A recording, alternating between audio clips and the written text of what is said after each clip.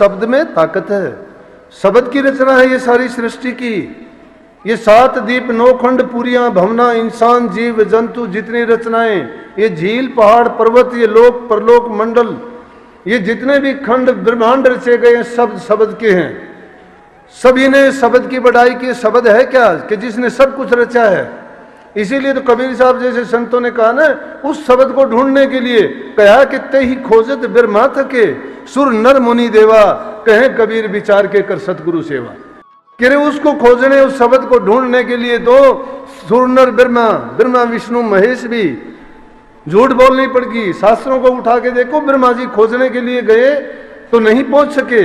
विष्णु जी ने आके सच कह दिया कि मैं नहीं खोज पाया। जो वो नीचे की तरफ पाताल में खोजने गया था कि मुझे कहाँ मिले मेरा पिता, और ब्रह्मा जी ऊपर की तरफ गए थे।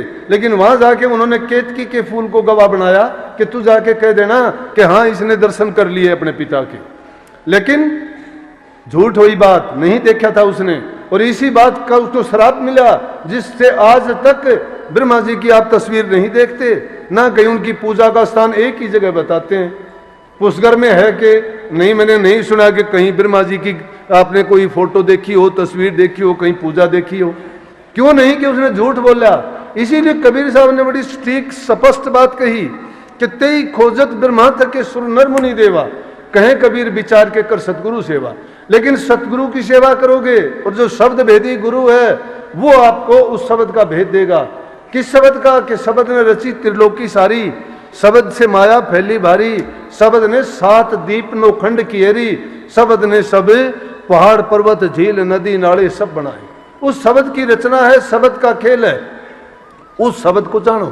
तो वो भृंगी क्या करता है कि अपना शब्द सुनाता है, अपना शब्द उसको मिट्टी के घरौंडे में बंद करके सुनाता है, वह पुनर्जीवित हो जाता है, और जीवित होके वो उसी की जाति का कीड़ा बन जाता है, और बड़ा होने के बाद वो बाहर निकल आता है। तो गुरु 4 प्रकार के तो बता दिए, अपने अपने ढिंग हैं। ये गुरु हैं 4 प्रकार के, अपने अपने ढिंग, पारस गुरु, दीपक गुरु, मलियागर गुरु, भृंग, ये 4 प्रकार। लेकिन संत में इन चारों गुरुओं के गुण होते हैं। वो पारस की तरह से उसको सोना बना देते हैं, लोहे को। अज्ञानी को अपनी ज्योति देके, प्रकाश देके उसके अज्ञान को मिटा देते हैं। अपने गुण देके उसका ख्याल और ध्यान करने से अपना गुण उसमें भर देते हैं, और अपना शब्द सुना के उसको उस शब्द का भेद दे देते हैं कि जिसकी हमें खोज है।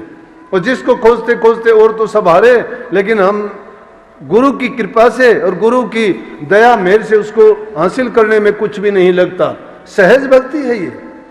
घर में रहो, कमा के खाओ, पर धन प्रतिक्रिया से ने ना लगाओ।